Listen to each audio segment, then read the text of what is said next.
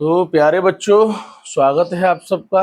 आज इस क्लास में हम मध्य प्रदेश में चलने वाली संस्कृत की पुस्तक, जिसका आज द्वितीय पाठ मतलब जो दूसरा अध्याय है उसको पढ़ेंगे। पहला अध्याय आपने पढ़ा था इसके पूर्व वाली वीडियो में। तो जो द्वितीय अध्याय है उसमें हम देखेंगे कि लिखा हुआ है कर्तृक्रिया संबंधः। इसमें दो चीजें हैं, वैसे तो इसमें तीन चीजें हैं, एक कर्तरी, एक क्रिया और तीसरी जो चीज है वो है उसमें संबंध। इसका मतलब क्या हुआ? कर्तरी माने होता है कर्ता, क्रिया माने जो भी क्रिया की जा रही है वो, और संबंध माने उन दोनों के बीच में जो संबंध है। अब आप लोग इस बात को ऐसे भी समझ सकते हैं कि जैसे अभी आप लोग क्लास में बैठे हुए हैं तो आप पढ़ रहे हैं, तो पढ़ कौन रहा है? आप पढ़ रहे हो, तो आप कर्ता हो गए। क्या कर रहे हो? पढ़ रहे हो, तो वो क्रिया हो गई। और क्रिया मतलब आप जो पढ़ने रूपी क्रिया कर रहे हो उसका संबंध किसके साथ है? आपके ही तो साथ है, क्योंकि उस क्रिया के कर्ता आप ही हो। इसका मतलब क्या हुआ कि जो क्रिया जिसके द्वारा की जाती है वही उसका कर्ता होता है और उस क्रिया का उससे ही संबंध होता है। जैसे मैं अभी कहूं, आप लोग ध्यान से सुनिए कि मोहन जल पीता है। मोहन जल पीता है, तो कौन जल पी रहा है? मोहन जल पी रहा है? क्या पी रहा है? जल। और क्या कर रहा है? पी रहा है। मतलब कहने का ये है कि मोहन जो पीने रूपी क्रिया कर रहा है, जो वो पी रहा है, उस क्रिया का संबंध सीधा कर्ता से होता है। कहने का मतलब ये है कि कर्ता, क्रिया और संबंध ये एक ही वाक्य में आ जाते हैं। जैसे राम पढ़ता है, तो राम कर्ता हो गया। कर्ता मतलब क्रिया को करने वाला, जो क्रिया को कर रहा है। जैसे अभी तुम पढ़ रहे हो, तो पढ़ने रूपी क्रिया को तुम ही तो कर रहे हो, तो तुम कर्ता हुए। पढ़ने रूपी क्रिया हुई, और क्रिया में और कर्ता में एक संबंध होता है। अगर संबंध नहीं होगा तो संबंध विच्छेद हो जाएगा, तो न तो वाक्य बन पाएगा, न कोई क्रिया हो पाएगी। अब अपन इसमें अपन को ये नई चीज देखने मिली है, दो चीजें, कि कर्तरी और क्रिया। अब देखिए अपन आगे चलेंगे तो इसमें नीचे लिखा हुआ है अकारांत पुल्लिंग शब्द प्रयोग। इसका मतलब क्या हुआ? अकारांत, अकार है अंत में जिनके, और अकार का मतलब होता है केवल अ।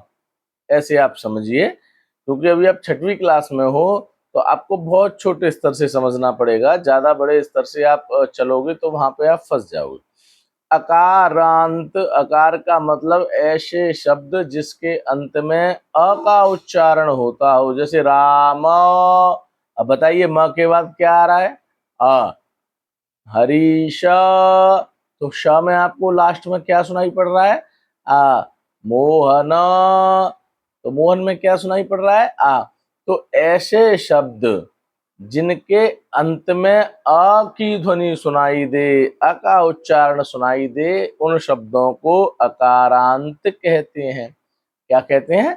अकारांत। जैसे ये अपना एक छात्र बैठा हुआ है, इसका नाम है हेमंत, तो इसको कैसे बोलेंगे? हेमंत। तो उसके आपने देखा उसके बाद में आ निकलता है। इसका मतलब क्या हुआ? आ निकलने का मतलब क्या हुआ? अ है जिसके अंत में ऐसे शब्द वे अकारांत होते हैं। और दूसरी बात कह रहे हैं पुल्लिंग शब्द। अब देखो, लिंग तीन प्रकार के होते हैं, अभी आपको ये पता नहीं होगा, तो आप समझ लीजिए लिंग कितने प्रकार के होते हैं?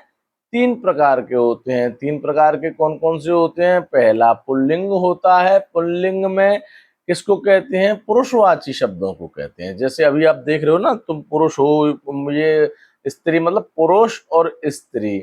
तो जो जैसे शब्द जिनसे हमें पुरुषवाची चीजों का ज्ञान होता हो वे पुल्लिंग कहते हैं। स्त्रीवाची चीजों का ज्ञान होता हो उसको स्त्रीलिंग कहते हैं। और एक होता है नपुंसकलिंग। वो अलग से जब आएगा तब बताएंगे। अभी हमारे यहाँ केवल पुल्लिंग शब्द चल रहा है। कौन सा चल रहा है? पुल्लिंग। तो पुल्लिंग में हम क्या करेंगे? पुल्लिंग में केवल पुरुषवाचक शब्द आएंगे। कौन से आएंगे? पुरुषवाचक। अब पुरुषवाचक कैसे? जैसे अभी यहाँ क्लास में लड़कियां भी बैठी हुई हैं, लड़के भी बैठे हुए हैं, तो लड़कियां वो हैं, वो स्त्रीवाचक शब्द हैं, और ये लड़के बैठे हुए हैं, ये पुरुषवाचक शब्द हैं। तो अभी केवल इस पाठ में जो पुरुषवाचक शब्द हैं, जो लड़के आप बैठे हुए आपको द्योतित करने वाले शब्द हैं, केवल हम उनकी बात करेंगे, उन्हीं शब्दों का प्रयोग करेंगे दूसरे नंबर पाठ में।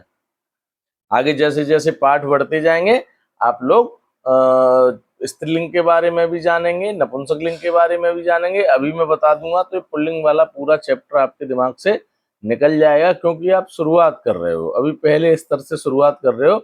इसलिए हम केवल यहाँ पे 3 चीजें पढ़ेंगे। कर्तृ माने कर्ता, क्रिया, संबंध। इसका मतलब हो गया कर्ता मतलब कर्तृवाच, क्रिया जो क्रिया की जा रही है, और उन दोनों के बीच में संबंध। अब देखो सबसे पहला उदाहरण हम यहाँ लेते हैं। यहाँ पे एक फोटो बना हुआ है, दिख रहा है आपको ये फोटो? ये कोई बच्चा है, बालक है। बालक का मतलब हो गया ये पुरुषवाची है। कैसा है? पुरुषवाची है, स्त्रीवाची नहीं है, नपुंसक लिंग नहीं है। तो पुरुषवाची होने की वजह से ये कौन सा लिंग हो गया? पुल्लिंग हो गया। कौन सा हो गया? पुल्लिंग, क्योंकि बालक है ना? दिख रहा है ना आपको? बालक है, और इसके हाथ में क्या है? किताब है। क्या है इसके हाथ में? किताब। और ये बालक अकेला है या बहुत सारे हैं? ये बालक केवल हमको यहाँ पे इस फोटो में अकेला दिख रहा है। ध्यान से देखिए, अकेला दिख रहा है ना? लेकिन ये बताइए कर क्या रहा है? आपको आप बता सकते हो क्या कर रहा है? देखो ये किताब को हाथ में लेके पढ़ रहा है। किताब को हाथ में लेके क्या कर रहा है? पढ़ रहा है। तो अकेला बालक है, और चूंकि बालक है तो इसलिए पुल्लिंग हो गया। सबसे पहले तो हम ये देखेंगे, तो पुल्लिंग शब्द प्रयोग जो लिखा हुआ है ये क्लियर हो गया। पुल्लिंग का प्रयोग लड़कों के लिए किया जा रहा है, मतलब पुरुषवाची, चाहे पशु हो जैसे घोड़ा घोड़ी, ठीक है ना, ऐसे करके पुरुषवाची जितने भी घोड़ा गधा हाथी ये जो पुरुष लिंग में आते हैं वो पुल्लिंग कहलाते हैं। ठीक है ना? तो इसमें पहला उदाहरण दिया हुआ है बालकः पठति। अब हमें अभी इसमें वाक्य प्रयोग नहीं सीखना, हमें अभी इसमें संस्कृत बनाना नहीं सीखना, हमें अभी इसमें कुछ भी नहीं सीखना। हमें केवल क्या सीखना है? जो हमारा पाठ हमको क्या कर रहा है? निर्देशित कर रहा है। वो कह रहा है आप पहले कर्ता को समझिए, क्रिया को समझिए, उसके संबंध को समझिए, और अकारांत पुल्लिंग शब्दों को समझिए। केवल अभी हमें इतना सीखना है, इससे ज्यादा हमें कुछ भी अभी नहीं जानना। वाक्य कैसे बनते हैं, वाक्य कैसे बनेंगे, और कौन सा उसमें विभक्ति आएगी, कौन सी क्रिया लगेगी, अभी ये सब सीखोगे तो ये बहुत आगे की बात है। अभी केवल हमको क्या सीखना है? हमें कर्ता सीखना है। कर्ता क्या है? हमें क्रिया को जानना है, हमें संबंध को जानना है, और हमें अकारांत पुल्लिंग शब्द जानना है। क्लियर है? तो यहाँ पहले फोटो में हमको दिखा है एक बच्चा है, बालक, वो पढ़ रहा है, और वो बालक है, तो इससे ये क्लियर हो गया कि ये पुरुषवाची है। कैसा है? पुरुषवाची है। तो बालकः पठति, इसमें नीचे क्या वाक्य बना दिया? अनुवाद क्या किया संस्कृत में? बालकः पठति। इसका हिंदी अर्थ होता है बालक पढ़ता है। क्या होता है? बालक पढ़ता है। अब देखो हमें केवल इस पाठ में क्या देखना है? ये नहीं सीखना अभी कि बालकः पठति क्या होता है। केवल हमको ये सीखना है कि कर्ता क्या है और क्रिया क्या है और उसका संबंध क्या है। केवल हमें इतना सीखना है। ठीक है ना? और ये ध्यान देना है कि जब एक बालक पढ़ रहा है तो उसके लिए बालकः और इधर पठति ये आएगा। बालकः पठति ये आएगा कब? जब एक बालक पढ़ रहा है। जब दो पढ़ते हैं या बहुत सारे पढ़ते हैं तो उसमें क्या आएगा वो अपन आगे समझेंगे। तो अब आप ऐसे समझिए कि पढ़ने रूपी क्रिया, पढ़ाई रूपी क्रिया, कौन सी रूपी क्रिया? पढ़ने रूपी क्रिया, वही जो तुम अभी क्लास में बैठ के कर रहे हो। पढ़ने रूपी क्रिया ये कौन कर रहा है? ये कौन कर रहा है? बालक कर रहा है। ये कौन कर रहा है? बालक कर रहा है। ध्यान से देखिए, कौन पढ़ रहा है? बालक पढ़ रहा है। तो अब हम इसको ऐसे समझेंगे कि पढ़ने रूपी क्रिया को करने वाला कौन है? बालक है। इसलिए बालक क्या हुआ? करता हुआ। बालक को क्या हुआ? करता हुआ। बात समझ में आ रही है? फिर सुनिए, बालक यहाँ पे हमें इस फोटो में पढ़ता हुआ दिख रहा है, ये बात सही है ना? कौन पढ़ रहा है? बालक पढ़ रहा है। तो पढ़ने रूपी क्रिया को, कौन से रूपी क्रिया को? पढ़ने रूपी क्रिया को, ठीक है ना? अब देखो मैं क्रिया किसके साथ लगा रहा हूं, ये ध्यान रखना। पढ़ने रूपी क्रिया, क्रिया कौन सी है? जो वो पढ़ रहा है, जो वो कार्य कर रहा है। क्या कार्य कर रहा है? वो पढ़ रहा है, तो पढ़ रहा है वही क्रिया है। पढ़ने रूपी क्रिया को करने वाला जो है वो बालक है। तो सबसे पहले तो बालक कहते ही हमें ये समझ में आ गया कि बालक एक पुरुष है, लड़का है, इसलिए ये कौन से लिंग में आया? ये पुल्लिंग में आ गया। बात समझ में आ रही है? ये कौन से लिंग में आ गया? पुल्लिंग में आ गया। ये बात ध्यान रखने वाली है, तुम कहीं भूल जाओ। समझ रहे हो बच्चों? बालक चूंकि पुरुष है, वो एक लड़का है, उससे हमें पुरुषत्व का ज्ञान होता है, इसलिए ये कौन से लिंग में आया? पुल्लिंग में आया। सबसे पहले तो ये समझिए। फिर यहाँ पे लिख रहे हैं बालक पठति, मतलब बालक पढ़ता है। तो अब जो पढ़ने रूपी क्रिया है, पढ़ना क्या है? एक क्रिया है। बात समझ में आ रही है? जो पढ़ने रूपी क्रिया है उसको करने वाला कौन है? बालक है। बालक ही तो पढ़ रहा है। तो पढ़ने रूपी क्रिया को करने वाला बालक है, तो बालक क्या हुआ? बालक करता हुआ। जो क्रिया को संपादित करता है, जो क्रिया को करता है, वही कर्ता कहलाता है। ठीक है ना? अब थोड़ा सा इन शब्दों को आप याद कर लीजिए। कर्ता क्रिया है ना, कर्ता क्रिया। तो बालक पठती में चूंकि एक बालक पढ़ रहा है, अभी बहुत सारे बालक तो नहीं पढ़ रहे हैं, इसलिए यहाँ लिख रहे हैं बालक पठती। तो पढ़ने रूपी क्रिया को बालक कर रहा है, इसलिए बालक करता हुआ। ठीक है ना? और पढ़ना क्या हो गई? बताइए आप सब। पढ़ना क्या हो गई? पढ़ना हो गई क्रिया। पढ़ना क्या हो गई? क्रिया। जैसे आप सब लोग पढ़ रहे हो ना, हैं? अभी बैठ के पढ़ रहे हो ना क्लास में, ये क्या हुई? क्रिया हुई। तो हमारी दोनों चीजें हमको मिल गई, बालक कर्ता भी मिल गया और हमको क्रिया भी मिल गई। अब संबंध कैसे हुआ? संबंध ऐसे हुआ कि जो कर्ता जिस क्रिया को करता है, जैसे बालक अभी यहाँ पढ़ाई रूपी क्रिया को कर रहा है, तो उन दोनों के बीच में संबंध है कि नहीं है? भाई मैं खाऊंगा तो मेरा ही तो पेट भरेगा, तो मेरा खाने से मेरे कर्ता मैं हुआ, तो क्रिया का संबंध किससे होता है? तो आप ऐसे समझिए कि क्रिया का संबंध डायरेक्ट, जिसको शास्त्र भाषा में साक्षात, जिसको कहेंगे बिल्कुल सीधा, क्रिया का संबंध सीधा किससे होता है? कर्ता से होता है। किससे होता है?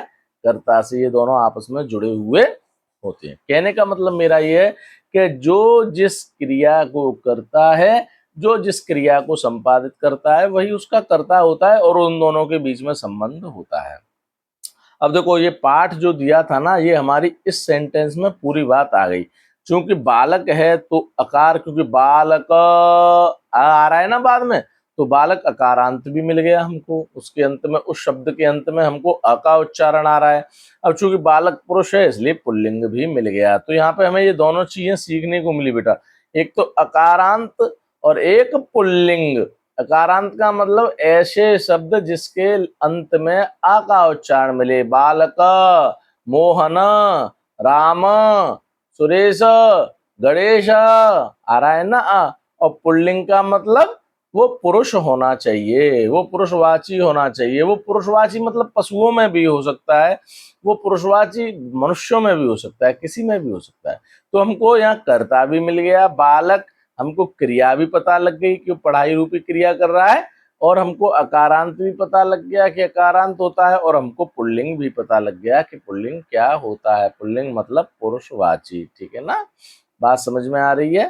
ठीक है। अब हमको यहाँ पे चार चीजें सीखने को मिल गई, कर्ता, क्रिया, अकारांत, पुल्लिंग। ठीक है ना? अब कोई आपसे पूछेगा तो बता दोगे ना, कर्ता किसे कहते हैं? क्रिया को करने वाला कर्ता होता है। कर्ता कौन होता है? क्रिया को करने वाला। क्रिया किसे कहते हैं? कर्ता के द्वारा किया जाने वाला कार्य क्रिया कहलाता है। सीधी सी बात है।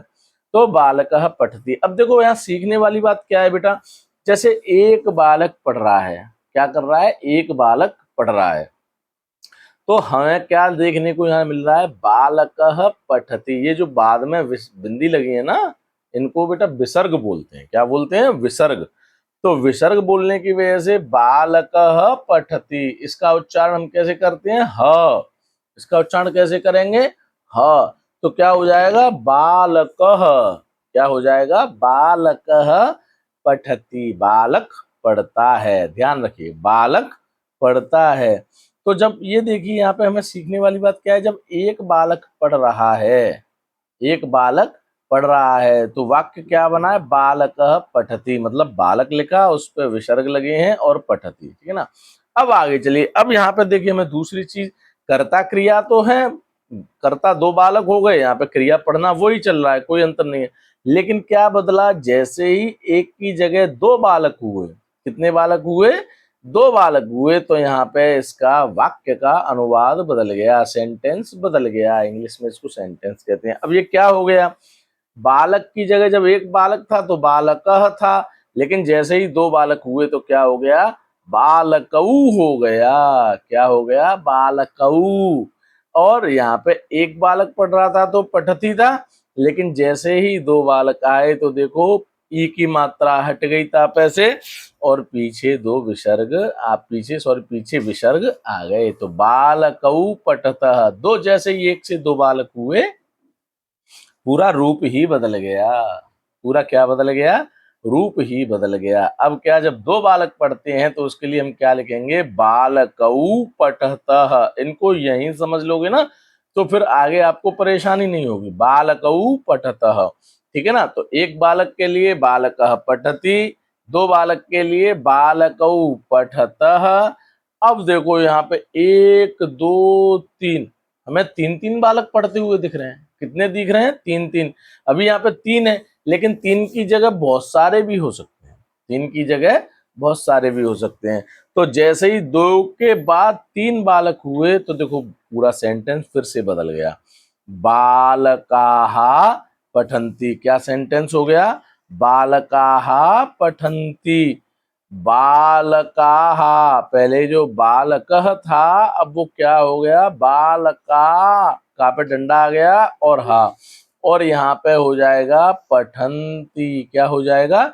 पठन्ति। तो एक दो तीन, जब तीन बालक पढ़ते हैं तो इसका सेंटेंस बन जाएगा बालकाः पठन्ति। तो सीधी सी बात है, एक जब था तो बालकः पठति, दो जब थे तो बालकौ पठतः, और जब तीन हो गए तो बालकाः पठन्ति। बात समझ में आ रही है?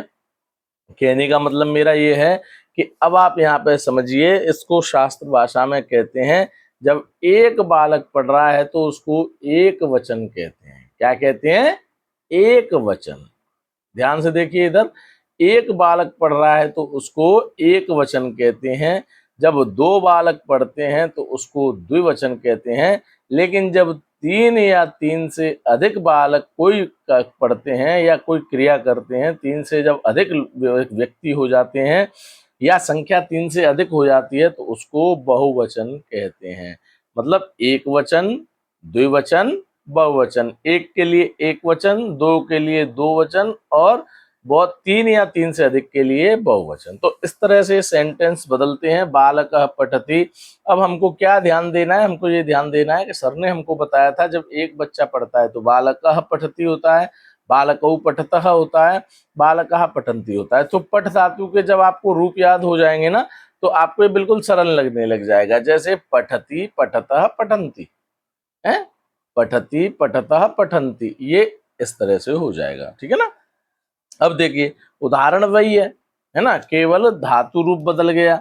यहाँ पे पढ़ना था, यहाँ पे पठ धातु था, पठती यानी पढ़ता है। यहाँ पे धाव धातु धावती, धावती मायने दौड़ता है, धावती मायने दौड़ता है। अब हमको यहाँ पे कंफ्यूज होने की जरूरत नहीं है।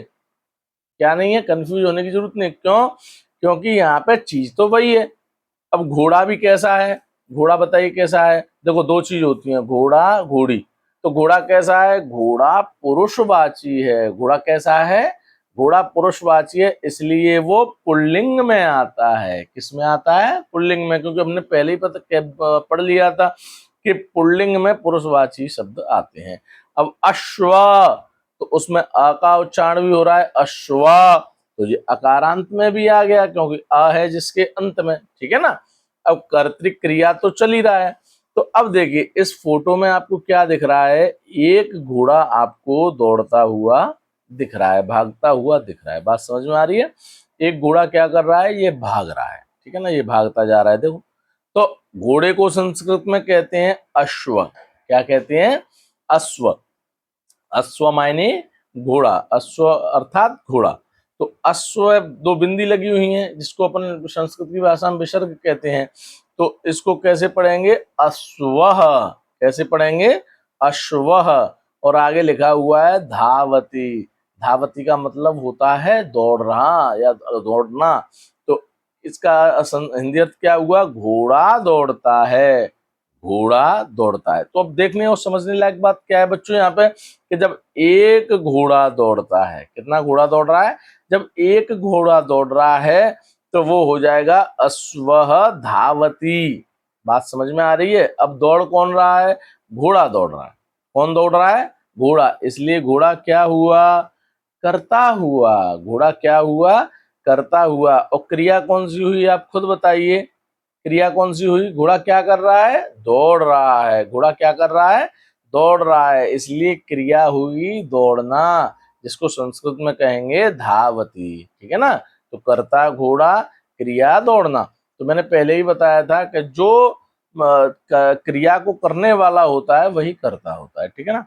अब जब एक घोड़ा दौड़ रहा था, एक घोड़ा हमें चित्र दिख रहा है तो अश्व धावती। लेकिन जैसे ही इधर देखिए एक से दो घोड़े हुए, तो जैसे बालक का बालकऊ हो गया था, बालक का क्या हो गया था? बालकऊ। ऐसे घोड़े का क्या हो गया? अश्वऊ। क्या हो गया? अश्वऊ। और जैसे बालकऊ की पठती की जगह पे पठतः हो गया, वैसे ही धावती की जगह पे क्या हो गया? धावतः। चीजें बिल्कुल एक जैसी हैं, केवल थोड़ा सा उनका उच्चारण बदल गया। वहां पठतः था, यहाँ धावतः हो गया, क्योंकि क्रिया बदल गई ना। वो पढ़ने रूपी क्रिया थी, ये दौड़ने रूपी क्रिया है। बात समझ में आ रही है? तो जैसे ही एक घोड़े से दो घोड़े हुए तो अश्वऊ धावतः, ये हो गया। अब देखो जैसे ही तीन घोड़े हुए, एक दो तीन, एक वचन द्विवचन बहुवचन, एक वचन द्विवचन, एक के लिए एक वचन, दो के लिए द्विवचन और बहुत सारों के लिए बहुवचन। बात समझ में आती है? तो जैसे ही तीन घोड़े हुए, कितने घोड़े हुए? तीन घोड़े हुए। वैसे ही देखो जैसे बालक की जगह हो गया था बालकाहा, ऐसे ही अब अश्व की जगह हो गया अश्वाहा। और यहाँ यहाँ पठ धातु से हो गया था पठंती। बहुत सारे बच्चे पढ़ रहे थे ना, तो यहाँ पे हो गया था पठंती। ऐसे ही यहाँ पे बहुत सारे घोड़े दौड़ रहे हैं तो ये हो गया धावंती। अश्वाहा धावंती, यानी बहुत सारे घोड़े दौड़ते हैं। तो हमको सीखना क्या है? हमको पहले कर्ता सीखना है। तो ये हमारी समझ में आ गया, क्रिया को करने वाला कर्ता होता है, मतलब जो वो कार्य कर रहा है ना वही करता है। जैसे तुम अभी पढ़ रहे हो ना, तो इस पढ़ने रूपी क्रिया के कर्ता कौन हो? तुम हो, ठीक है ना। और क्रिया जो कर्ता के द्वारा की जाती है वो क्रिया होती है। ये अब हमको सीखना क्या था? अकारांत सीखना था। तो ये भी हमारी समझ में आ गया कि ऐसे शब्द जिसके अंत में अ का उच्चारण होता हो। और हमें पुल्लिंग सीखना था, तो ये भी हमारी समझ में आ गया कि ऐसे शब्द जिनसे हमें पुरुषवाची चीजों का ज्ञान होता हो, पुरुषवाचक दिखते हो, वे शब्द पुल्लिंग कहलाते हैं। अब देखिए इधर, देखिए इधर, यहाँ पे ये क्या है बच्चों बताओ? मोर। ये क्या है? मोर। और मोर नाचते हुए तो गांव में आप सबने देखा ही होगा, देखा या नहीं देखा? देखा होगा। तो देखो इस फोटो में मोर नच रहा है। क्या कर रहा है? नच रहा है। मोर और मोरनी दो चीजें होती है ना, तो मोर हुआ पुल्लिंग और मोरनी हुई स्त्रीलिंग। बात समझ में आ रही है? तो चूंकि हम पुल्लिंग पढ़ रहे हैं अभी, क्या पढ़ रहे हैं? पुल्लिंग पढ़ रहे हैं, ठीक है ना। मोर को संस्कृत में कहते हैं मयूरः। क्या कहते हैं? मयूरः। मयूरः मायने मोर। और उसको हिंदी, और जब जब मोर स्त्रीलिंग में चला जाएगा तो उसको कहेंगे मयूरी, ठीक है ना। तो मयूरः, मयूरः मायने मोर। तो और मोर क्या कर रहा है? मोर नच रहा है। हिंदी में कहेंगे मोर नच रहा है। लेकिन जैसे ही संस्कृत में आएंगे तो क्या कहेंगे? नृत्यति। एक बार बोल के देखिए, क्या कहेंगे? नृत्यति। तो जैसे ही हमको पता लगा कि एक मोर नच रहा है, कितने मोर नच रहे हैं, एक मोर नच रहा है, तो उसके लिए कहेंगे मयूरः नृत्यति, मयूरः नृत्यति, एक मोर नच रहा है तो नृत्यति। वैसे ही बालक की तरह बालकः पठति। अब देखो जैसे ही दो मोर हुए, कितने मोर हो गए, जैसे ही दो मोर हुए तो मयूर की जगह यहाँ पे हो गया मयूरऊ। अब इसमें समझने वाली बात क्या थी कि नृत्यति यानी नाचने रूपी क्रिया को करने वाला कौन है, मोर।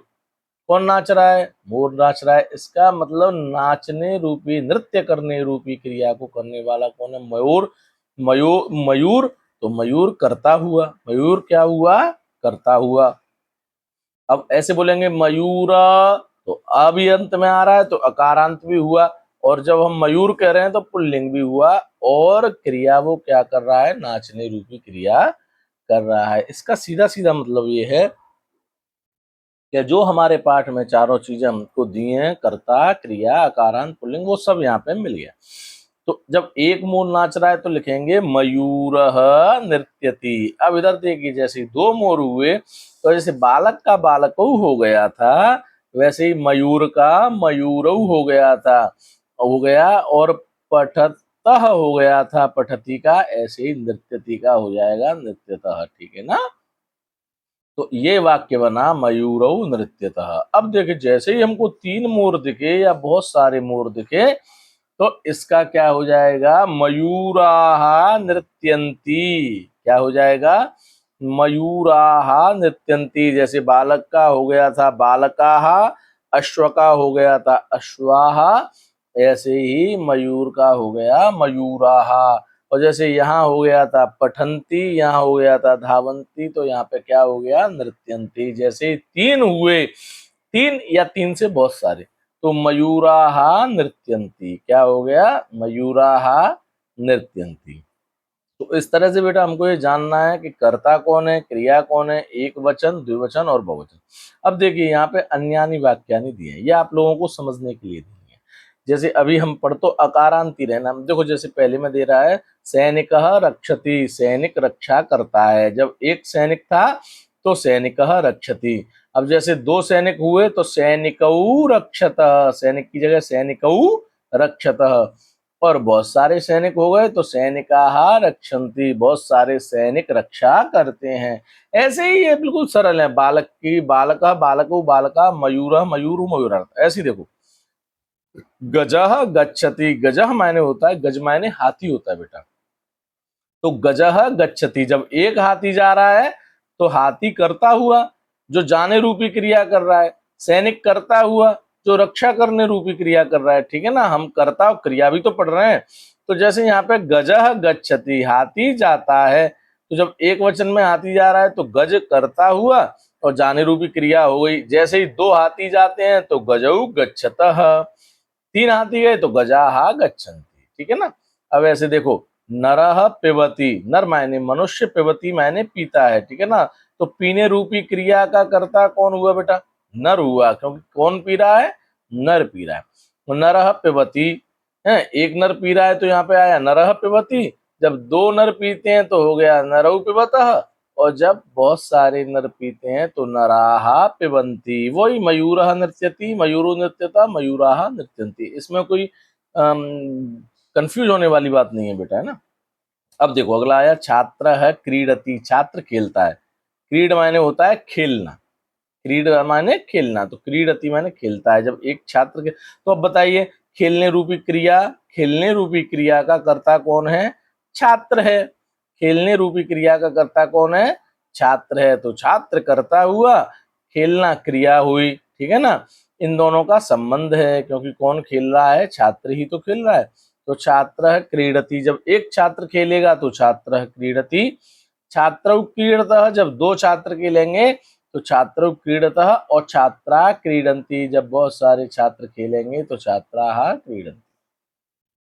अब देखो अगला आया बालकः पश्यति, इसमें वही चीज आ गई, बालक वही है, केवल क्या बदला, यहाँ पे पठती था, यहाँ पश्यति हो गया। पश्यति माने, पश्य माने होता है देखना, बालक देखता है। तो अब बताइए देखने रूपी क्रिया कौन कर रहा है? बालक कर रहा है। तो बालक इस देखने रूपी क्रिया का करता हुआ। तो जब एक बालक देखता है तो बालकः पश्यति, जब दो बालक देखते हैं तो बालकौ पश्यत, और जब बहुत सारे बालक देखते हैं तो बालकाः पश्यन्ति। अब मुझे लग रहा है कि आपकी समझ में सब आ गया हुआ, कर्ता, क्रिया और अकारांत और पुल्लिंग, ठीक है ना। एक वचन, द्विवचन और बहुवचन ये सब बता दिए। अब पेज पलटिए। अब देखिए, अब तक तो हम पुल्लिंग पढ़ रहे थे। पुल्लिंग का मतलब ऐसे शब्द जिनसे हमें पुरुषवाची शब्दों का ज्ञान होता हो, ठीक है ना। जो पुल्लिंग होते हैं वो अकारांत तो होते हैं। जो अब हमारे पास आ गया स्त्रीलिंग। कौन सा आ गया? स्त्रीलिंग शब्द। स्त्रीलिंग मतलब जिन शब्दों से हमें स्त्रीवाची बोध होता हो। स्त्री मतलब जैसे अभी हमारी क्लास में लड़कियां बैठी हैं, ये स्त्रीवाची हैं। ये किसी में भी हो सकते हैं, पशुओं में भी। घोड़ा, घोड़ी, इस तरह से घोड़ी होती है ना, तो घोड़ी स्त्रीवाची होती है ना। हाथी, हथिनी, हथिनी स्त्रीवाची है। तो देखो यहाँ पे स्त्रीवाची जो है शब्द है, यहाँ पे आ ऐसे शब्द बताए जा रहे हैं जिनके अंत में बड़ा आ होता हो। कौन सा आ होता हो? बड़ा आ। लेकिन वे कैसे होते हो? स्त्रीलिंगवाची होते हो। बात वही चल रही है कर्ता क्रिया वाली, केवल क्या बदला है? शब्द बदल गया है। अब स्त्री वाले आ गए, अभी हम पुरुष वाले पढ़ रहे थे, और जिनके अंत में आ हो। तो देखो वहां पे था बालकः पठति, आपको ध्यान है ना, बालकः पठति। अब ये पठती, पठता, पठंती ये कभी नहीं बदलती, ये हमेशा एक जैसे रहते हैं। बदलता क्या है? आगे वाला शब्द किसी का भी नाम आ सकता है, बालिका आ सकता है, रमा आ सकता है, सीता आ सकता है, ये तो बदलते रहते हैं। लेकिन ये जो है क्रिया, ये कभी बदलती नहीं है। ये किसी के भी साथ में लगती हैं तो इनका रूप वही रहता है। अब देखिए, पहला इसमें एक लड़की आपको पढ़ती हुई दिखाई दे रही है। तो लड़की के लिए यहाँ पे का संस्कृत में बालिका। अब हम कौन सा पढ़ रहे हैं? आ मतलब ऐसे आकारांत, मतलब ऐसे शब्द जिसके अंत में आ, बड़ा आ निकले। तो बालिका को बोल के देखिए, बालिका, बड़ा आ निकल रहा है ना। लेकिन बड़ा आ भी निकले और वो स्त्रीवाची भी हो, मतलब स्त्री का हमें उससे ज्ञान हो, ऐसे शब्दों को हम पढ़ रहे हैं। अब तो देखो, एक लड़की पढ़ रही है तो उसके लिए आया बालिका पठती। क्या आया? बालिका पठती। अब बच्चों, पढ़ने रूपी जो क्रिया है, कौन सी क्रिया है? पढ़ने रूपी जो क्रिया है वो कौन कर रहा है? बालिका कर रही है। कौन कर रहा है? बालिका कर रही है। इसलिए इस पढ़ने रूपी क्रिया का कर्ता कौन हुआ? बालिका। और पढ़ना क्या हुई? क्रिया। ये बिल्कुल सरल है, इसको भूलने की जरूरत नहीं है। तो जब एक लड़की पढ़ रही है तो हमने कहा बालिका पठती। जब दो लड़कियां पढ़ती हैं, कितनी आ गई? दो। तो वहां तो हो गया था बालकऊ, लेकिन यहाँ पे क्या हो गया? बालिके। और देखो, पठती की जगह वही पठता, क्योंकि ये नहीं बदलता, हमने बताया था ना, ये वैसे के वैसा ही रहता है, इसलिए बालिके पठतः। और जब अब यहाँ हमको दिख रही हैं एक, दो, तीन, तीन या तीन से अधिक बहुत सारी लड़कियां दिख रही हैं, तो ये बहुवचन हो गया। एक वचन एक के साथ, द्विवचन दो के साथ, और एक, दो, तीन ये बहुवचन हो गया। बहुवचन का मतलब बहुत सारी लड़कियां। तो देखो यहाँ पे क्या आ गया? बालिकाहा। बहुत सारी लड़कियों के लिए क्या आ गया? बालिकाहा। और यहाँ पे क्योंकि पठती, पठता, और जैसे पहले हमने किया था वही अब हो गया पठंती। क्या हो गया? पठंती। तो क्या हो जाएगा इसका? बालिकाहा पठंती, यानी बहुत सारी लड़कियां पढ़ती हैं। बालिका पठती एक लड़की, बालिके पठता दो लड़की, और बालिका पठंती ये तीन या तीन से अधिक लड़कियां। बात समझ में आ रही है? अब ऐसे ही देखो, ये चटका, ये कोई चटका है, मतलब स्त्रीवाची, ये पक्षी है, ठीक है ना। जैसे कहते हैं ना चिरौटा चिड़िया, तो ये स्त्रीवाची पक्षी है। ये कह रहा है चटका। इसको जब क्या कहेंगे अपन संस्कृत में? चटका। क्या कहते हैं? चटका। अरे ये क्या कर रहा है? ये क्या कर रहा है? ये कूजती। इसको हम संस्कृत में क्या कहेंगे? कूजती। आप सुनते हो ना अपने गांव में पेड़ पे बैठ के पक्षी चिल्लाते हैं, कू कू, इस तरह से, तो उसको संस्कृत में क्या कहते हैं? कूजती। तो यहाँ हमको क्या देखना है सबसे पहले तो, कि कूजने रूपी जो क्रिया है वो कौन कर रहा है? चटका कर रहा है। तो चटका इसका कर्ता हुआ। कौन हुआ? कर्ता। और कूजती क्रिया हुई। और जैसे ही जब हमने देखा कि एक चटका यहाँ पे कूज रहा है तो चटका कूजती आया। जैसे ही इनकी संख्या दो हुई, ये एक वचन से दो वचन में आए, द्विवचन में आए, तो यहाँ पे चटका की जगह चटके हो गया, जैसे बालिका की जगह बालिके हो गया था, और कूजती की जगह कूजतः हो गया, जैसे पठती की जगह पठतः हो गया। ठीक है ना। ऐसे ही यहाँ पे अब बहुत सारी चिड़िया दिख रही हैं, देखो 4 दिख रही है ना, 1 2 3 4। तो जैसे ही 3 या 3 से अधिक में गए तो वो बहुवचन हो गया, एक वचन, द्विवचन, बहुवचन। और बहुवचन होते ही क्या हो गया, चटकाहा, जैसे यहाँ पे हो गया बालिकाहा। और कूजती की जगह जैसे यहाँ पठंती था, तो यहाँ पे कूजंती हो गया, मतलब बहुत सारे पक्षी आवाज कर रहे हैं। ठीक है ना। तो हमको यहाँ पे बहुत सारी चीजें एक साथ देखने को मिल रही हैं, ध्यान रखना। ऐसी देखो महिला बोल के देखो, महिला, तो अंत में क्या निकल रहा है, आ, तो आकारांत हो गया। अब महिला कौन है, स्त्री तो है, तो स्त्रीलिंग भी हो गया। अब यहाँ पे जब एक महिला खाना बना रही है, क्या कर रही है, एक महिला खाना बना रही है, तो महिला और खाना बनाने रूपी क्रिया को क्या कहते हैं, पकाने रूपी क्रिया को पचती, क्या कहते हैं, पचती। तो पकाने रूपी क्रिया को कौन कर रहा है, महिला कर रही है। कौन कर रहा है, महिला कर रही है, इसलिए महिला कौन हुई, महिला करता हुई बेटा, है ना। और क्रिया क्या हुई, पचती, पचाना। तो जब एक महिला पचा रही है तो महिला पचती, जब दो महिला पचा रही हैं तो जैसे यहाँ पे हो गया था बालिके, वैसे यहाँ हो गया महिले, और पठतः की जगह पचतः। और बहुत सारी महिलाएं पचा रही हैं तो महिला हा पचंती, जैसे यहाँ हो गया था चटका हा कूजंती, बालिका हा पठंती, वैसे यहाँ क्या हो गया, महिला हा पचंती। तो एक वचन, द्विवचन, बहुवचन, ठीक है ना, ये ध्यान रखना है। तो आप ये याद कर लोगे कि पठती, पठतः, पठंती, कूजती, कूजतः, कूजंती, और पचती, पचतः, पचंती।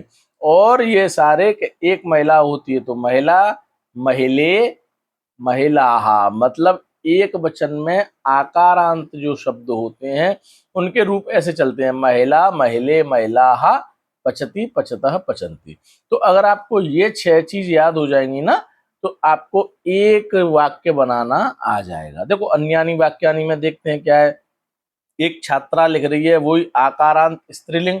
एक छात्रा लिख रही है तो छात्रा लिखती, दो छात्रा लिखती हैं तो छात्रे लिखतः, और बहुत सारी छात्रा लिख रही हैं तो छात्राहा लिखंती। अब लिखने रूपी क्रिया का कर्ता कौन है, छात्रा है। ठीक है ना, कर्ता क्रिया, ये भी ध्यान रखना है, कर्ता क्रिया। ऐसे ही अजा चरती, अजा किसको कहते हैं, बकरी को कहते हैं। अजा मायने बकरी, और बकरी स्त्रीलिंगी तो होता है। जब एक बकरी चल रही है तो अजा चरती, दो बकरियां चल रही हैं तो अजय चरता, और जब 3 बकरियां चल रही हैं तो अजाहा चरंती। ऐसे ही कलिका विकसती, कलिका कहते हैं कली को, ठीक है ना। तो फूल की जो कली होती है, कली स्त्रीलिंग में आती है। तो एक कली जब विकसित होती है तो खिलती है, विकसती माने खिलती है। कलिका एक कली विकसती, जब दो के लिए कहेंगे तो कलिके विकसतः, और जब बहुत सारियों के लिए कहेंगे तो कलिकाहा विकसंती। ऐसे ही बालिका वदती, बालिका बोलती है तो बोलना क्रिया है, और बोलने रूपी क्रिया को कौन कर रहा है, बालिका कर रही है, तो बालिका करता हुआ है। ऐसे ही एक बालिका बोल रही है तो बालिका वदती, दो बालिका बोल रही हैं तो बालिके वदतः, और 3 बालिका बोल रही हैं तो बालिकाहा वदंती। ये बिल्कुल सरल है, इसको थोड़ा सा आप समझ लोगे तो फिर आपको दिक्कत आने वाली नहीं है। अब लास्ट का आ गया अकारांत नपुंसकलिंग। मैंने बताया था ना 3 लिंग होते हैं, 3 लिंग होते हैं, एक पुल्लिंग होता है, एक स्त्रीलिंग होता है, और एक नपुंसक लिंग होता है। 3 लिंग होते हैं बेटा, बात समझ में आ रही है, ठीक है ना। पुरुष पुल्लिंग किसको कहते हैं, जिससे हमें पुरुषवाची शब्दों का ज्ञान होता हो। स्त्रीलिंग किसको कहते हैं, जिससे हमें स्त्रीवाची शब्दों का ज्ञान होता हो। लेकिन नपुंसक लिंग किसको कहते हैं, नपुंसक लिंग आप उदाहरण समझ सकते हो। देखो पेड़ नपुंसक लिंग है, यहाँ पे कार नपुंसक लिंग है, पुस्तक नपुंसक लिंग है। मतलब ऐसे शब्द न तो जो पुरुषवाचक में आते हो, न वे स्त्रीवाचक में आते हो, वे कौन से लिंग में आ जाते हैं, नपुंसक लिंग में। कौन से में आ जाते हैं, नपुंसक लिंग में। न तो उनसे स्त्रीवाची शब्द का ज्ञान होता है, ना उनसे हमें पुरुषवाची शब्दों का ज्ञान होता है, तो वो जिसको कहते हैं थर्ड जेंडर, वो तीसरे लिंग में चले जाते हैं। वो कौन सा होता है? नपुंसक लिंग। और यहाँ पे जो बात कर रहे हैं वो अकारांत नपुंसक लिंग, मतलब ऐसे शब्दों का प्रयोग हम करेंगे जिसके अंत में अ आएगा। जैसे देखो, पहला नपुंसक लिंग है, पेड़ पे आपको क्या दिखाई दे रहा है? पेड़ पे क्या दिखाई दे रहा है? फल दिखाई दे रहा है। पेड़ तो पुल्लिंग है, वृक्ष, पेड़ तो पुल्लिंग है, पेड़ का ध्यान रखना। या हम पेड़ को नहीं कर रहे हैं, या हम किसकी बात कर रहे हैं? पेड़ पे जो फल लग रहे हैं ना, ये दिख रहे हैं तुम्हें, आम, मुझे मुझे तो ये ऐसा लग रहा है आम है, ये आम के पेड़ है, ठीक है ना। तो पेड़ क्या है? पेड़ तो पुल्लिंग है, लेकिन इस पे जो फल लग रहे हैं वो फल नपुंसक लिंग में आते हैं। कौन से लिंग में आते हैं? नपुंसक लिंग में आते हैं। तो इनके रूप कैसे चलते हैं? फलम, फले, फलानी, ऐसे चलते हैं। अब देखो, बात वही है, ये नहीं बदलती, पठती, पठता, पठंती। अब इसमें आ रहा है पतति ही, पततः, पतंती, ठीक है ना। फलम पतति, फलम पतति, ठीक है ना। अब इसमें अपन क्या देखेंगे कि इस पेड़ पे से ये जो फल दिख रहे हैं, आप देखिए, गिरते हुए दिख रहे हैं। देख रहे हो आप? गिरते हुए देख रहे हैं। जैसे ही पेड़ पे से हमको एक फल गिरता हुआ दिख रहा है, कितना? केवल एक फल गिरता हुआ दिख रहा है। तो जब एक फल होगा, एक वचन होगा, तो हम कह देंगे फलम पतति, यानी फल गिरता है। क्या कह देंगे? फलम पतति, क्योंकि हमें एक फल दिख रहा है। अब जैसे ही हमको दो फल दिखे यहाँ पे, ठीक है ना, कितने दिख रहे हैं? दो फल दिख रहे हैं, तो फलम की जगह यहाँ पे फले हो गया, और पतति की जगह यहाँ पे पततः हो गया। ध्यान से देखो, एक दो, दो फल दिख रहे हैं ना, फले पततः।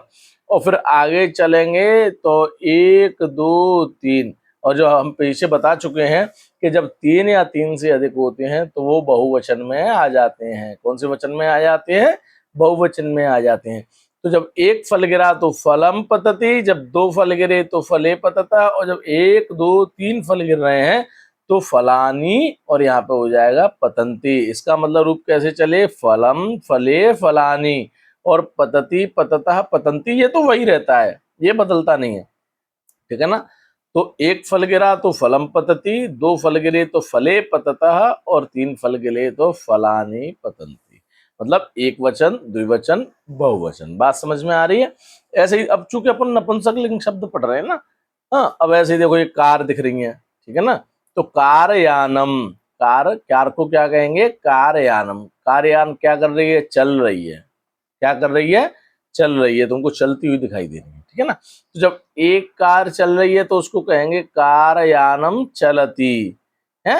जब दो कार चल रही हैं तो उसको कहेंगे कारयाने। जैसे यहाँ पे फले हो गया था ना, फलम कारयानम, फले कारयाने, दो के लिए चला था, क्योंकि नपुंसक लिंग में पढ़ रहे हैं, नहीं तो बालक में बालकू हो गया था। बात समझ में आ रही है? तो लेकिन यहाँ पे क्या हो जाएगा?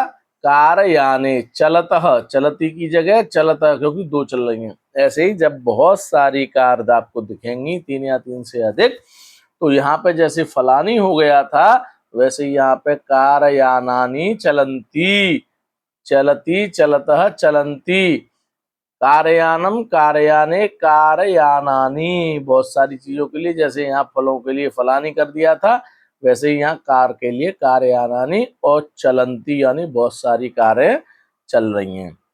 अब देखो, यहाँ पे अपन को एक पुस्तक दिखाई दे रही है, दो पुस्तक दिखाई दे रही हैं, और तीन पुस्तक दिखाई दे रही हैं। एक पुस्तक दिख रही है एक वचन, दो पुस्तक देखी तो द्विवचन, और तीन पुस्तक देखी तो बहुवचन। अब देखो, पुस्तकम, एक पुस्तक, पुस्तकम अस्ति, पुस्तक अस्ति का मतलब होता है, अस्ति का मतलब होता है, ठीक है ना। तो जब एक पुस्तक है तो पुस्तकम अस्ति, दो पुस्तक हैं तो पुस्तके, जैसे यहाँ कारयाने, फले, ऐसे ही पुस्तकें, अस्ति की जगह हो जाएगा स्तः। और जब बहुत सारी पुस्तकें हैं तो पुस्तकानी, फलानी, कारयानानी, पुस्तकानी संति, इस तरह हो जाएगा। एक पुस्तक है, दो पुस्तक हैं, बहुत सारी पुस्तक हैं, ये अस्ति, स्तः, संति, ये दूसरी चीज आ गई है ना। लेकिन इनके रूप ऐसे ही चलते हैं, एक के साथ अस्ति आता है, दो के साथ स्तः आता है, और बहुत सारों के साथ संति आता है। अब देखिए, यहाँ पे बहुत अन्यानी वाक्यानि से हम समझेंगे। पुष्पम विकसति, जब एक फूल खिलता है तो पुष्पम विकसति, जब दो फूल खिलते हैं तो पुष्पे विकसती, जैसे ही यहाँ पे फले हो गया था, और जब बहुत सारे फूल खिलते हैं तो पुष्पाणी विकसंती। ऐसे हम व्यजनम भ्रमति, व्यजनम माने होता है भौरा, व्यजनम माने क्या होता है, भौरा। एक भौरा भ्रमण करता है, दो भौरे भ्रमण करते हैं, और बहुत सारे भौरे भ्रमण करते हैं। ग्रहम अस्ति, एक घर है, ग्रहे स्तः, दो घर हैं, ग्रहाणी संति, बहुत सारे घर। अब देखो हमें क्या करना है, अभ्यास पे आ गए। सबसे पहले उचित मेलनम कुरुतः, इधर कुछ शब्द दिए हुए हैं, इधर कुछ शब्द दिए हुए हैं, ये उल्टे सीधे दिए हुए हैं। हमें ये प्रश्न क्या कह रहा है कि उचित मिलाना है, मतलब जो सही है वो मिलाना है, ठीक है ना। तो सबसे पहले दिया हुआ है पुष्पाणी, क्या दिया हुआ है, पुष्पाणी, यानी बहुत सारे फूल। तो देखो इसमें हमें कुछ दिख रहा है कहीं, प्रवहती, पठत, चरंती, कूजत, विकसंती, ये मिल गया हमें। पुष्पाणी विकसंती, बहुत सारे फूल खिलते हैं, तो हमने क्या किया, सीधा पुष्पाणी को लाके विकसंती से मिला दिया, ठीक है ना। ये इसको लाके यहाँ पे मिला दिया। अजाहा, बहुत सारी बकरियां, बकरियां कैसी हैं, बहुत सारी हैं। तो हम देखेंगे चरती, चरतः, चरंती, यानी चरंती कहाँ पे मिलेगा, तो एक दो तीन, ये देखो हमने इसको अजा को इससे मिला दिया, यानी बकरियां चरती। गंगा, गंगा तो अकेली कह रहा है, गंगा नदी, इसलिए एक वचन का ढूंढेंगे, तो जैसे पठती, पठता, पठती था, गच्छती था, ऐसे ही गंगा को हम लगाएंगे प्रवहती, गंगा बहती है, ठीक है ना। अब बालकौ, ये तो बहुत सरल है, पहले ही पढ़ाया था, बालकों को मिला देंगे पठतः से। चटके, हाँ इसको मिला देंगे कूजतः, दो चटका चिल्ला दो, ठीक है ना। ये इस तरह से आप इसको कर लीजिए। अब देखो उचित क्रिया पदम चित्वा रिक्तासाने पूरत, मतलब इनमें से ये जो दिए ना, गच्छति, खादता, पठंती, इनमें से हमको सही को चुन के ये भरना है, ठीक है ना। तो जैसे सबसे पहले हमें क्या दिख रहा है, गच्छति, जैसे कह रहा है छात्राहा, मतलब बहुत सारे छात्र हैं, बहुवचन की बात कर रहा है, बालकाहा, छात्राहा। तो यहाँ पे हमें बहुवचन के क्या दिख गया, यहाँ पे हमें बहुवचन का दिया पठंती, तो इसमें हम भर देंगे पठंती, ठीक है ना। छात्रा पठंती, बहुत सारे छात्र पढ़ते हैं। चक्राणी, इसमें आ जाएगा बहुत सारे चक्र, इसमें छाटेंगे तो भ्रमंती, यानी घूमते हैं, तो इसमें भर देंगे भ्रमंती, ठीक है ना, इस वाले को भर देंगे। यानम, एक यान है ना, तो यानम क्या हो जाएगा, गच्छति, एक यान जाता है। बालिके, दो बालिकाएं, तो बालिके क्या हो जाएगा, खादतः, दो बालिका खाती हैं, खादतः। अब लास्ट का बचा पत्रे, तो यहाँ पे पत्रे देखो, पत्रम, पत्रे, पततः यानी गिरते हैं, तो हम इसको भर देंगे पततः, ये हमने भर दिया। बात समझ में आ रही।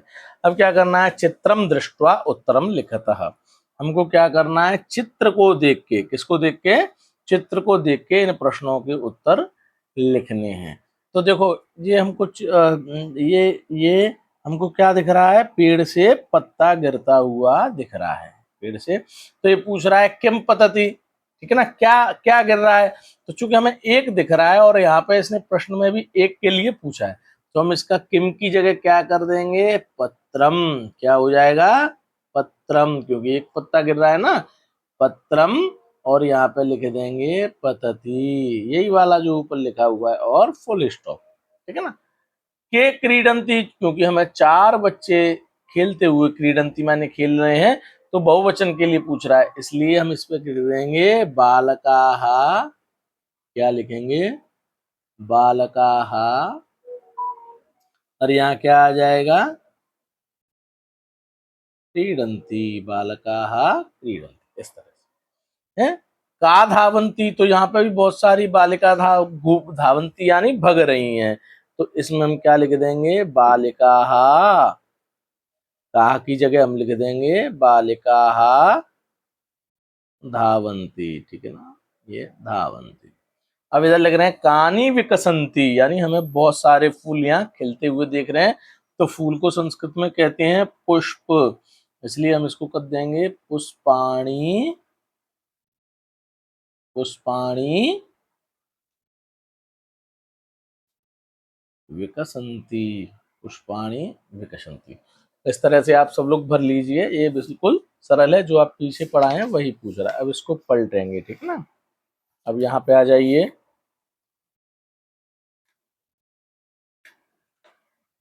ये देखिए यहाँ पे आपको कौन दिख रहा है, एक बालक हंसता हुआ दिख रहा है। क्या दिख रहा है, एक बालक हंसता हुआ दिख रहा है, ठीक है ना। तो यहाँ पे प्रश्न कर रहा है कह हसती, तो एक बालक हंस रहा है, तो एक बालक के लिए हम क्या लिख देंगे, यहाँ पे बालक, क्या लिख देंगे, बालक हसती, यानी एक बालक हंस रहा है। तो यहाँ पे ये मत भूलो, हंसने रूपी क्रिया का कर्ता कौन है, बालक है, बालक और हंसना क्रिया है, ठीक है ना। अब देखो यहाँ पूछ रहा है बालिका किम करोति, एक बालिका क्या कर रही है, एक वचन की बात कर रहा है, तो सीधा सीधा हम लिख देंगे बालिका, बालिका क्या करते हुए दिख रही है, खा रही है, तो इसका हम लिख देंगे क्या, खादती, क्या लिख देंगे, खादती, ये बस कर देंगे, सीधी सी बात है, ठीक है ना। अब देखो चौथे प्रश्न में ये पूछ रहा है कि शुद्ध के आगे हमें राइट लगाना है और अशुद्ध के आगे हमें गलत लगाना है, जैसे लगाए हुए हैं, ठीक है ना। मयूराहा रक्षति, तो देखो यहाँ गलत हो गया, मयूराहा बहुवचन है, बहुत सारे मयूरों के लिए पूछ रहा है, और रक्षति एक वचन है। अगर यहाँ मयूराहा रक्षन्ति आता तो बिल्कुल सही होता, इसलिए ये हम क्या लगा देंगे, इसमें क्रॉस, ये बिल्कुल गलत है। छात्रा लिखती, ये बिल्कुल सही है, एक छात्रा लिखती है, तो यहाँ पे हम क्या कर देंगे, राइट। बालिका कूजती, ये भी बिल्कुल सही है, एक बालिका, ठीक है ना। कलिका विकसती, ये भी बिल्कुल सही है। चटका पठती, ये भी बिल्कुल सही है, कोई दिक्कत नहीं है, ठीक है ना। अब बहुवचन में हमको इनको बदलना है, जैसे यहाँ देखो अश्वः धावती है, तो इसका हो गया अश्वाह धावंती। ऐसे इसको बहुवचन में यहाँ बोल रहे हैं बालिका पठती, एक लड़की पढ़ती है, तो हम इसको जब बहुवचन बदलेंगे तो कैसे जाएंगे, बालिका, बालिका, यहाँ पे का के बाद विसर्ग लगा देंगे, बालिका, और पठती की जगह हम कर देंगे पठंती, बालिका पठंती, ये हो गया, ठीक है ना। अब चटके कूजतः, अब हमको क्या करना है, बहुवचन में बदलना है, चाहे कुछ भी हो, तो चटके की जगह हो जाएगा चटका,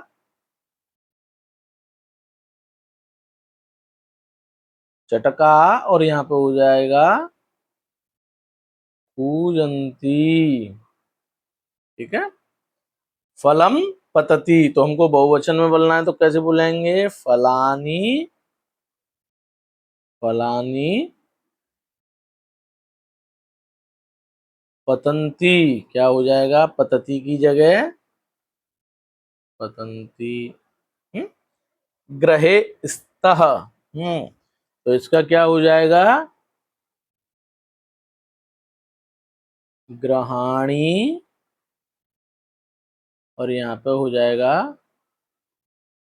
संति, ठीक है ना। गजौ गच्छतः, दो हाथी जाते हैं, लेकिन हमको बहुवचन करना है, तो हम क्या करेंगे, गजाहा, और यहाँ पे हो जाएगा गच्छन्ति। तो इस तरह से ये हमारा पूरा पाठ हो गया। बात समझ में आ रही है, इसमें हमने जो सीखा, अकारांत पुल्लिंग सीखा, अकारांत स्त्रीलिंग सीखा, सॉरी आकारांत स्त्रीलिंग सीखा, एक वचन, द्विवचन, बहुवचन, कर्ता और क्रिया, इस तरह से ये पूरा पाठ हमारा हो गया।